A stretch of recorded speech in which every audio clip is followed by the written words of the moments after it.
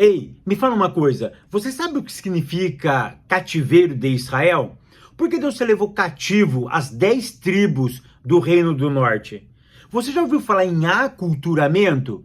E sincretismo, você sabe, afinal de contas, o que realmente significa? Essas e outras questões serão respondidas nesta videoaula, então não percam!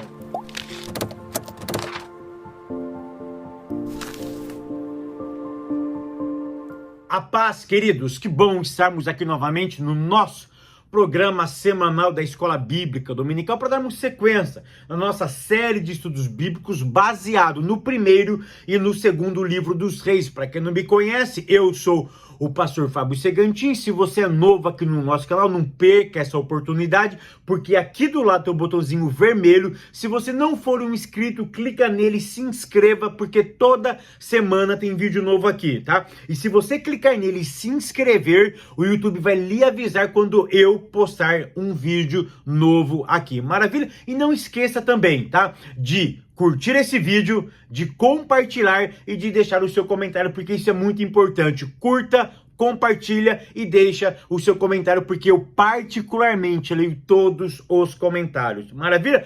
Vamos lá, lição de número 10. Hoje nós vamos falar um pouquinho sobre o cativeiro de Israel, o Reino do Norte, tá? Nós estamos estudando a história de Israel. Nós vimos já que Israel era unificado, tá? Teve 3 reis unificados, Saul, Davi e Salomão. Após a morte de Salomão, o reino é dividido, 10 tribos para o norte, 2 tribos para o sul, ok? Então ficou 10 para o norte e 2 para o sul, ok? Capital do norte, Samaria. Capital do sul, Jerusalém, ok? Em cima se chamou Reino do Norte, ou Reino de Israel. Embaixo, Reino de Judá, Reino do Sul, ok? Eles ficaram divididos. Ambos tiveram reis diferenciados, ok? O mesmo rei que governava, que governava Judá não governava Israel. Eram reis diferentes, ok? E isso perdurou o quê? Perdurou da época da morte de da morte de Salomão até, tá, o ano 722. Provavelmente de 930 até 722, ou seja, o Reino do Norte, ele durou aproximadamente 200 anos, tá? Mais ou menos foi esse o tempo de vida, tá? Que o Reino do Norte, que essas 10 tribos ficou unidas, tá? Aí chega esse tempo, tá? Chega essa época, o Reino do Norte teve 19 reis. Todos eles fizeram aquilo que era mal diante dos olhos do Senhor. O primeiro rei, tá, do Reino do Norte foi Jeroboão. O último rei foi Oséias, que é o tema da nossa lição aqui, tá bom? Segundo Reis, capítulo 17, verso... O legal é você ler todo o capítulo 17, tá? Olha o que diz o capítulo 17 e o verso 1 do segundo livro dos Reis. No ano duodécimo, ou seja, era 12 anos, tá? No duodécimo ano de Acás, rei de Judá, começou a reinar Oséias, filho de Elá, e reinou sobre Israel em Samaria por 9 anos. Então Oséias foi o último rei que reinou na parte superior, ou na parte norte, tá? Que reinou nesse reinado de Israel. Foi o último rei que reinou, foi quem? Oséias, tá? Oséias, a Bíblia diz que ele fez mal diante dos olhos do Senhor. Todos os 19 reis, nenhum deles teve procedência boa. Todos praticaram impiedade, todos foram perversos, diferente do reinado de Judá, que teve reis, tá, que adoraram o Senhor. Mas aqui em Israel, todos pecaram, todos fizeram coisas ruins diante dos olhos do Senhor. E Oséias não fez diferente, ok? Oséias arruma uma briga, tá? Ele arruma uma briga, ele vai buscar ajuda, tá, no Egito. Essa ajuda traz um problema muito grande para ele. O rei da Assíria fica enfurecido. O rei da Síria sobe até Samaria, cerca Samaria por 3 anos, tá? Por 3 anos, e depois desses 3 anos de cerco, ele assume o poder em Samaria. E aí começa então aquilo que nós chamamos de cativeiro de Israel. Ou seja, Israel é literalmente, agora o Reino do Norte é literalmente invadido pela Assíria, e o rei da Síria assume o poder, e a partir desse momento, as 10 tribos de Israel, de uma maneira progressiva, deixa de existir, ok? É isso que nós vamos ver aqui. Ela deixa de existir. Ponto primeiro, Samaria é cercado pelo rei da Síria. Ponto 1, Israel sob o reinado de Jeroboão II. Ponto 2, a traição do rei Oséias. E ponto 3, a advertência dos profetas. No meu ponto de vista, tá? O que eu quero salientar aqui é o ponto 3, a advertência dos profetas. Querido, preste atenção, tá? Preste atenção no que eu vou te dizer. Nesses 200 anos, do ano 930 até o ano 722, aproximadamente 210 anos, enfim, 200 anos, Deus deu chance, Deus se levantou homens, profetas, para advertir as 10 tribos sobre a sua impiedade.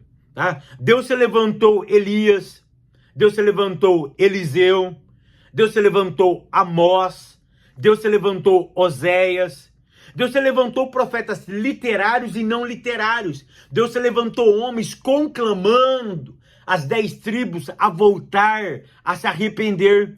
Ou seja, Deus não entra com juízo de forma imediata. Houve um lapso de tempo, houve uma longanimidade, houve um período onde Deus foi levantando homens, onde Deus foi mostrando para aquela nação o valor da graça, o valor da misericórdia, que Deus foi dando oportunidades para que eles se arrependessem, e eles não se arrependiam, e eles não voltaram atrás. Quando acontece o cativeiro de Israel, o cativeiro de Israel não acontece da noite para o dia. O cativeiro de Israel é uma disciplina, é um castigo de um pai chorando, de um pai em lágrimas, de um pai que não queria fazer aquilo, mas que ele faz por uma desobediência de um filho, por uma paga de um filho. E é tão verdade que na leitura bíblica em classe, tá? Que se encontra no segundo livro dos Reis, no capítulo 17, o capítulo 17 é uma retrospectiva. Sabe do quê? Do Monte Sinai. Olha que interessante, quando do verso 1 até o verso de número 6, é um fato histórico. Ele está narrando a história do rei Oséias, do último rei de Israel. E aí no verso 7, a Bíblia usa a expressão, e sucedeu assim. Ou seja, nas entrelinhas, o autor está dizendo o seguinte, olha, o que vai acontecer agora com as 10 tribos de Israel não é uma coisa que eu quis, não foi uma coisa que o Deus provocou, mas eu vou mostrar historicamente que eu tentei, que eu fiz, que eu agi, eu mostrei, eu iluminei, eu tentei mostrar para eles a impiedade deles, mas eles não quiseram, eles negaram o meu favor, a minha graça. Então olha que interessante, no verso 7, e sucedeu assim, ou seja, foi por causa disso que os filhos de Israel pecaram contra o Senhor, seu Deus, que fizeram subir da terra do Egito, debaixo da mão de Faraó, rei do Egito, e temeram os outros deuses. Se nós fôssemos nos aprofundar no verso 7, o verso 7, ele é quase idêntico ao capítulo 20 e verso 1, verso 2 do livro do Êxodo. Ou seja, aqui o autor está fazendo uma retrospectiva de tudo aquilo que Deus fez no passado para eles. Ou seja, a intenção de Deus não era puni-lo. A intenção de Deus não era castigá-lo. A intenção de Deus não era levantar uma outra nação para invadir Israel e levar Israel cativo. Mas isso aconteceram por quê? Porque eles não se lembraram, eles não deram valor de um Deus que tirou eles lá do passado, da terra do Egito. Um Deus que disse para eles observarem a lei. Um Deus que disse para eles não voltar mais para a terra do Egito. Ou seja, isso significa o quê? Voltar para a terra do pecado. Voltar para uma terra, para uma casa que escravizava eles. E que eles deviam ter eu somente como Deus. O que o autor está querendo dizer aqui é o seguinte: olha, da época que eu tirei eles da terra do Egito, até hoje, a idolatria faz parte da vida deles. Eu disse lá no livro do Êxodo, para eles não ter outros deuses. E o autor vai dizer aqui, e temeram outros deuses, ou seja, se curvaram diante de outros deuses. Eles fizeram diferente do que eu disse lá no livro do Êxodo. Quando eu tirei eles, e eu disse para eles que não existia outro Deus se não fosse eu, mas eles não acreditaram nisso. Eles não se lembraram do que eu fiz. Eles não deram valor a mim. E eles abraçaram outros deuses. Então, o tópico primeiro, eu olho aqui, eu vejo o quê? Graça. Eu vejo misericórdia. Eu aprendo que antes de Deus, entre aspas, castigar, punir, disciplinar alguém, ele dá um lapso de tempo. Ele mostra a sua graça. Ele dá oportunidades de arrependimento. A punição nunca vem de balde. A disciplina nunca vem de graça. Ela sempre tem um tempo, Deus sempre é longânimo. Eu gosto muito dessa palavra, longanimidade. É tão interessante que nesse meu livro eu explico o que é longanimidade. Você sabia que longanimidade significa, nas entrelinhas, ter um nariz grande? E a Bíblia diz que o nariz de Deus é muito grande. Eu explico nesse livro aqui por que Deus tem um nariz grande. Se você se interessou por isso, clica aqui no link aqui embaixo, adquire essa obra, que essa obra tem ajudado muitas e muitas pessoas. Ou seja, Deus é um ser longânimo. E é isso que eu aprendo aqui no tópico primeiro. Deus é um ser longânimo. E antes de punir, ele abre os seus olhos. Antes de punir, ele vai levantar profetas para nos alertar. Tópico segundo: os pecados do povo e a sua queda. Ponto primeiro: o terrível pecado da idolatria. Nesse tópico segundo, a gente vai observar o seguinte: por que Deus leva então o povo cativo? Deus não faz nada de graça. Então aqui nós vamos mostrar alguns pecados, tá? Que Israel comete, que faz com que Deus age dessa forma. O primeiro pecado é a idolatria. Nós estamos cansados de saber que Israel sempre foi um povo idólatra. Desde o Êxodo, tá? Desde o livro do Êxodo, eles sempre foram um povo pagão. Eles sempre tiveram uma tendência de adorar um outro Deus, além do Deus de Israel. Eles sempre trouxeram para si outros deuses. Eles sempre quiseram outros deuses. Então a idolatria, eu já expliquei aqui no meu canal inúmeras vertentes do que é idolatria. Mas essa semana eu ouvi algo muito interessante de um pastor, eu queria compartilhar com vocês aqui, tá? Eu já expliquei o que é idolatria de várias perspectivas, de várias. Então olha essa outra perspectiva aqui. Talvez você está perguntando: Fábio, como que eu descubro qual é o meu ídolo? E aí esse pastor fez uma pergunta, achei muito interessante. Olha que interessante. Se você ficasse invisível agora, o que você faria? Se você ficasse invisível agora, se ninguém visse você, para onde você iria? O que você faria?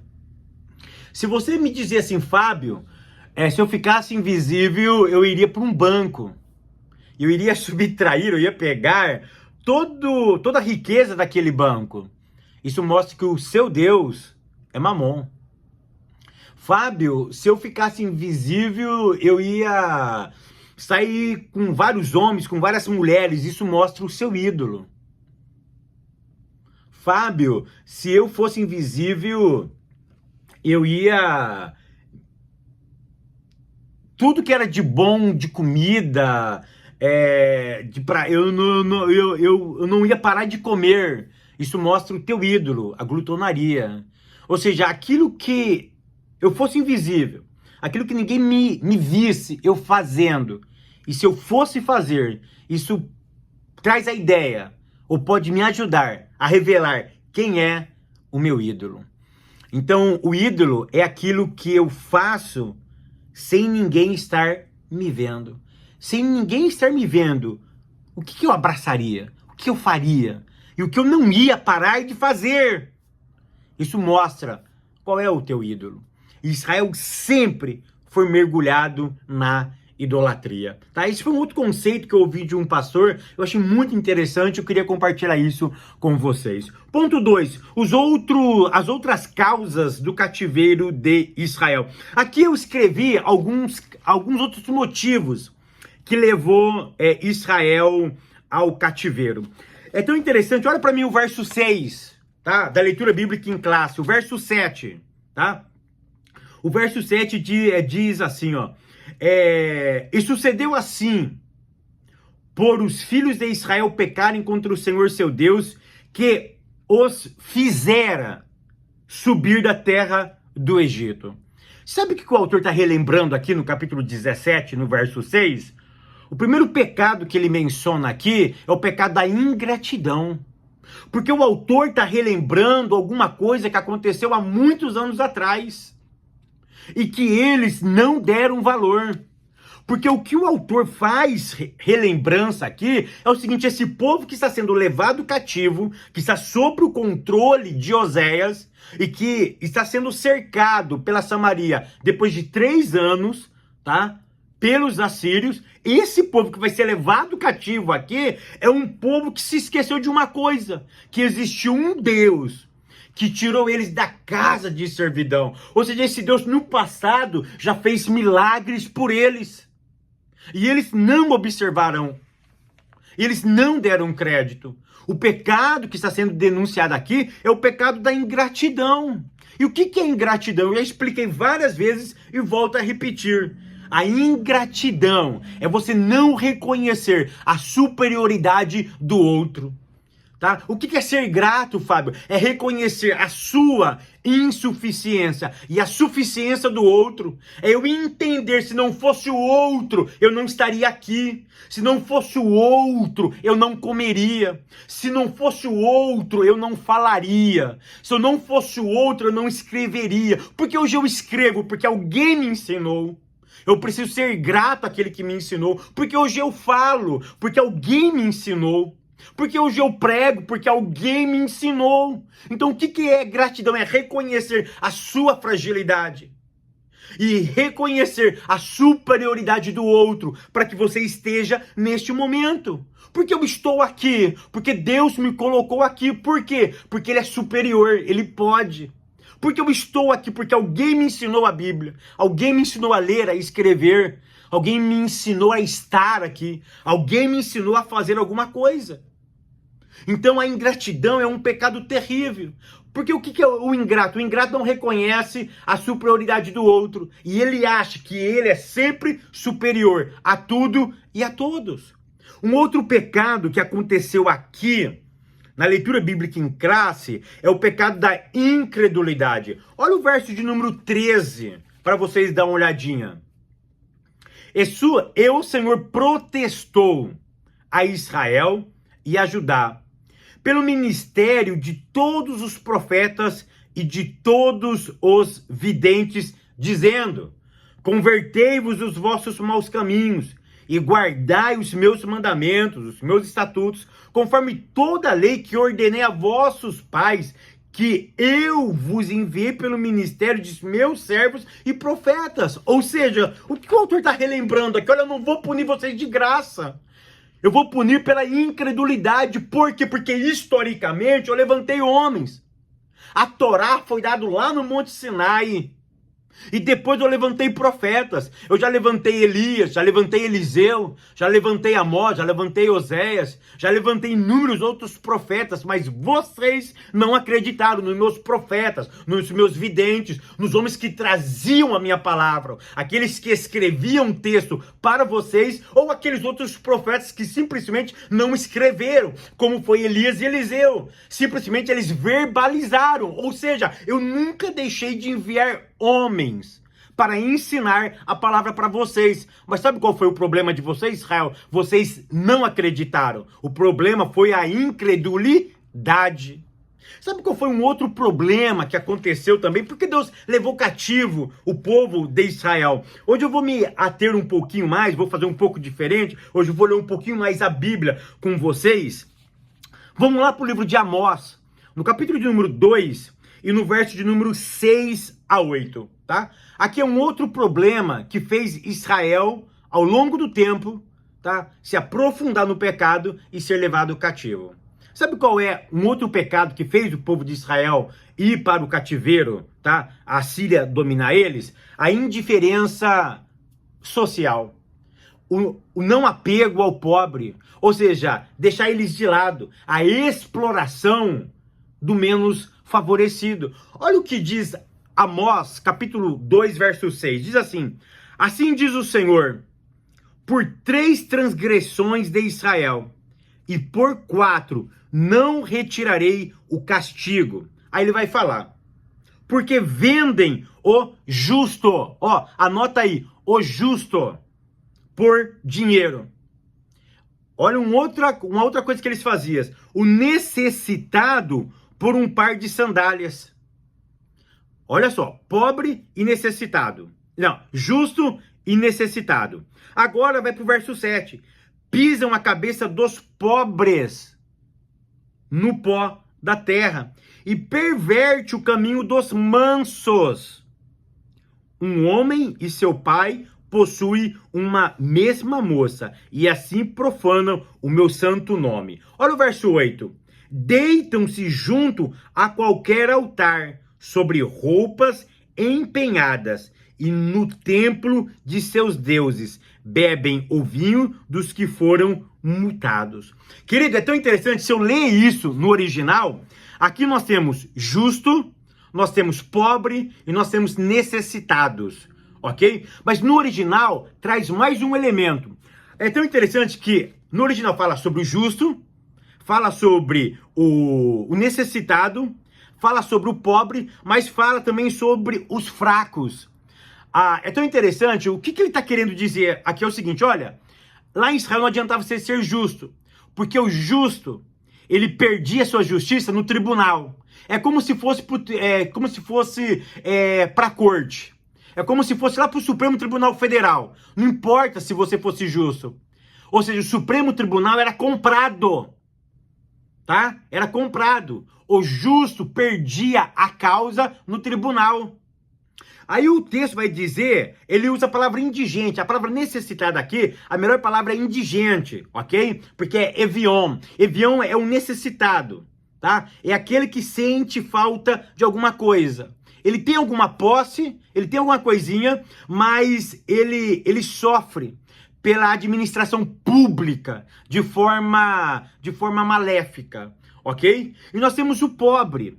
O pobre aqui é realmente aquele necessitado. É aquele realmente que está abaixo daquele que tem um pouquinho de dinheiro. Ele já está entrando na ideia do indigente. Ele está entrando na ideia já daquele que perdeu tudo e está morando hoje, por exemplo, na beira da estrada. Ok? E depois nós temos também, que na Bíblia em português não tem, mas na Bíblia hebraica traz, os fracos, que é o Dalim. O Dalim, literalmente, significa gota no balde. Ou seja, imagina um balde e você não é a água, você é apenas uma gota no balde. O que é uma gota no balde? Não é nada. Uma gota no balde não é nada. Ou seja, naquela época não importava se você era justo ou não. Se você não fosse rico, você iria entrar numa máquina, tá? Maléfica, tá? Aonde a justiça social não reinava para os pobres, não reinava para os menos favorecidos.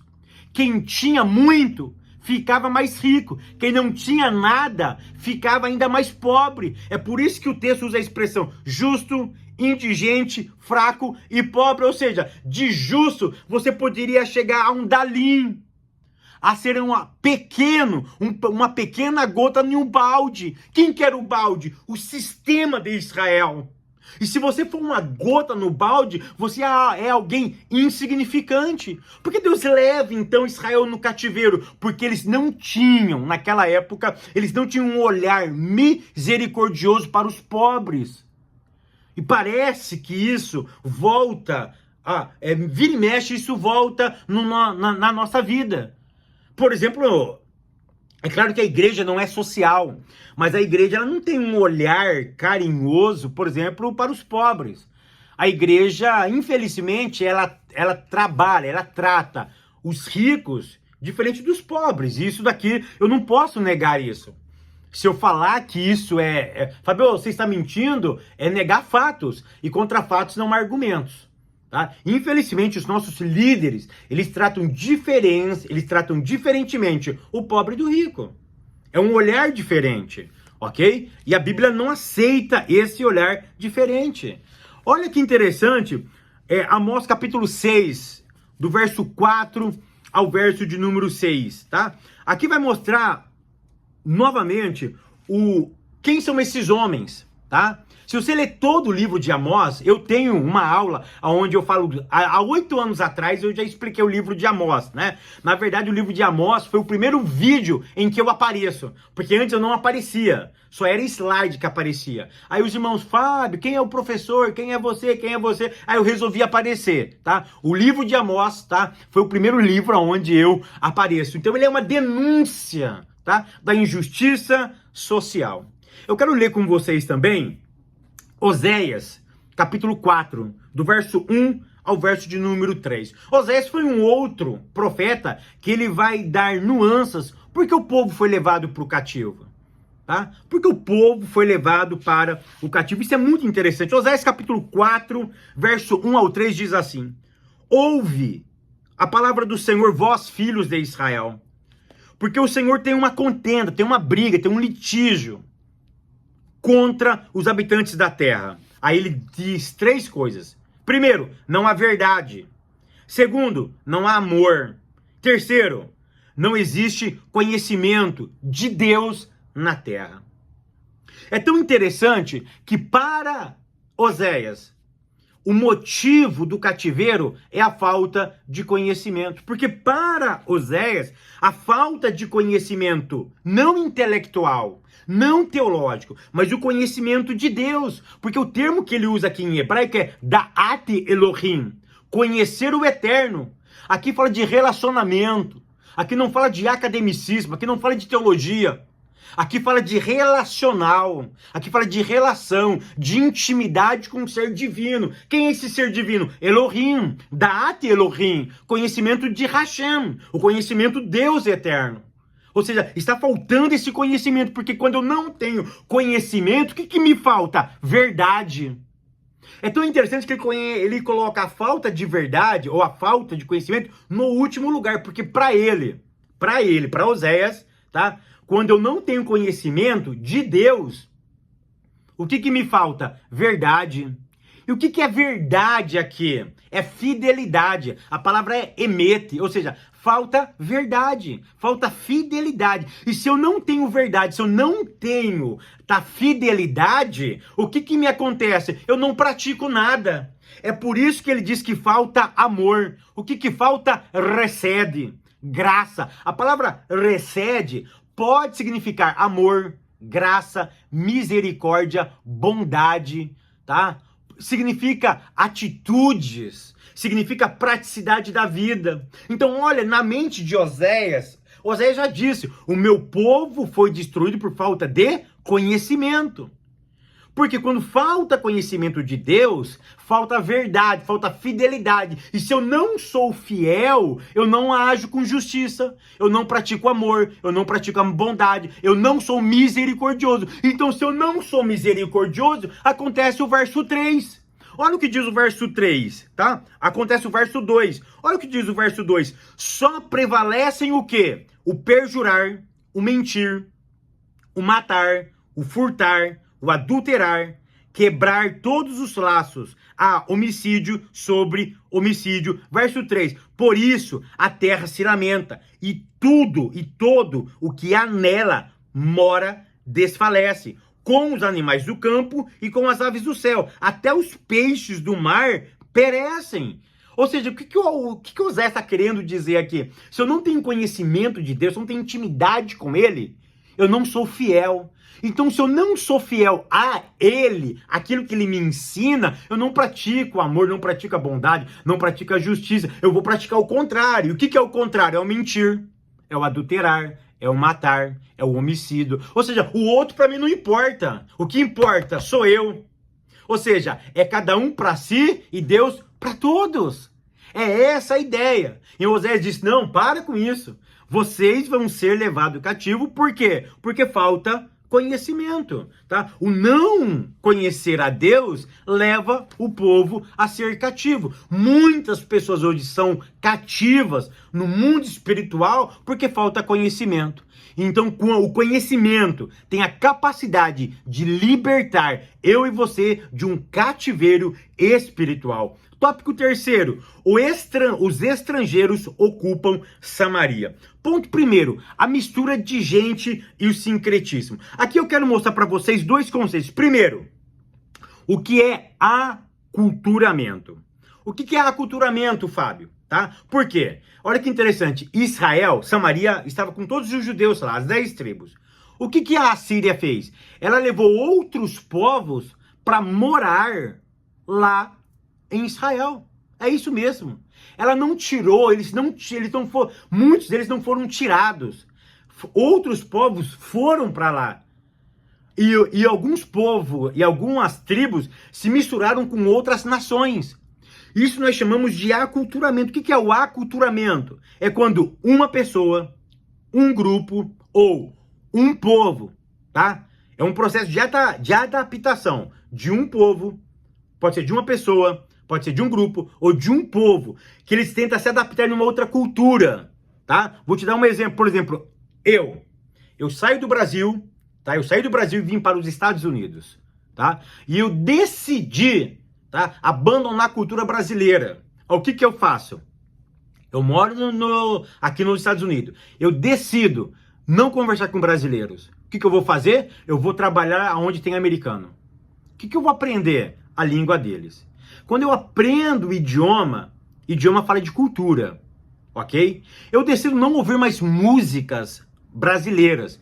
Eu decido não assistir mais TV brasileira. Eu imerso numa outra cultura. Essa outra cultura começa a abraçar a minha. Ela começa a me envolver. Ela começa a modelar a mim. E com o passar do tempo, eu perdendo contato com o meu povo, eu perdendo contato com a minha língua, eu perdendo contato com o meu povo, o que vai acontecer? Eu vou me aculturando, eu vou modelando, vou me ajustando a essa nova cultura. Aí essa nova cultura passa a fazer parte da minha vida. É essa, de forma muito simples, o aculturamento. O aculturamento ele pode ser de forma voluntária ou ele pode ser de forma forçada. Por exemplo, quando os portugueses chegaram no Brasil, tá? Foi um aculturamento. A cultura brasileira não é uma cultura que nasceu do nada. Ela nasceu pelo aculturamento forçado.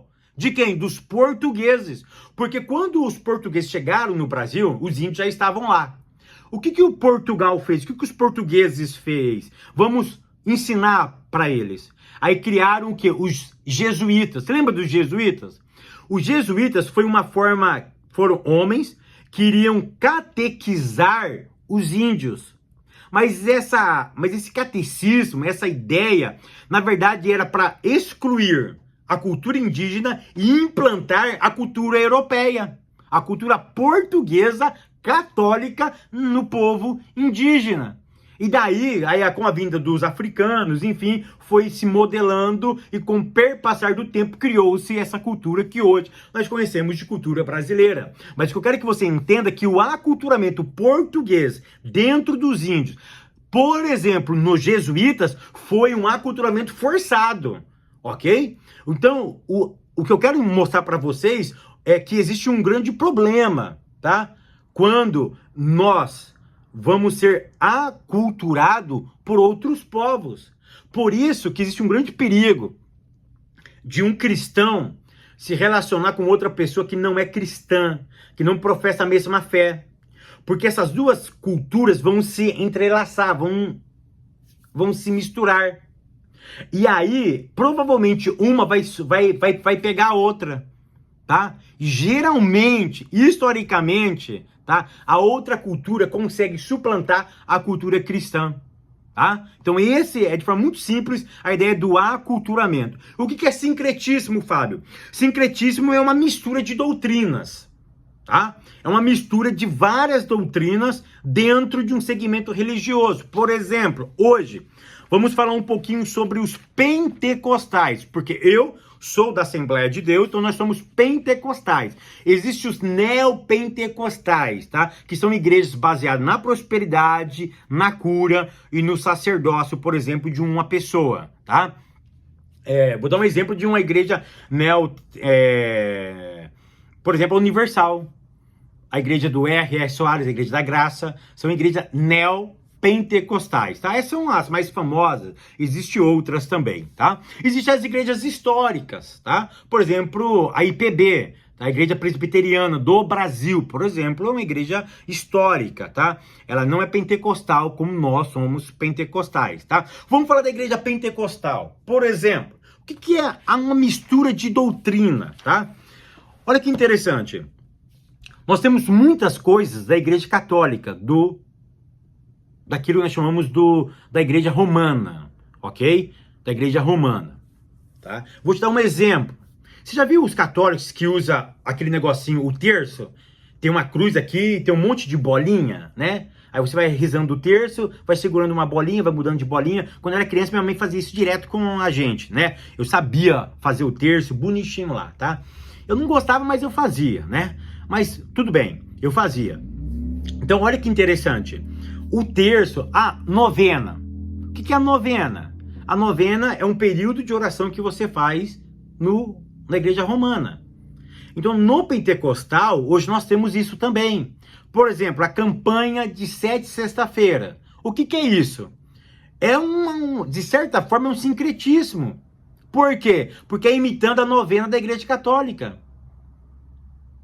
Imitando a novena da igreja católica. Por exemplo, uma outra ideia de sincretismo que nós temos hoje nas nossas igrejas. Por exemplo, o Papa. O Papa é o líder supremo, é o representante de Deus sobre a face da terra, ok? É um modelo de organização, tá? As igrejas pentecostais, muitas delas, têm a figura de quem? Do pastor presidente. O pastor presidente, na maioria das vezes, ele é intocável, insubstituível, ele rege outra gama de pastores. Isso é uma forma de sincretismo. Não estou falando que é ruim ou bom.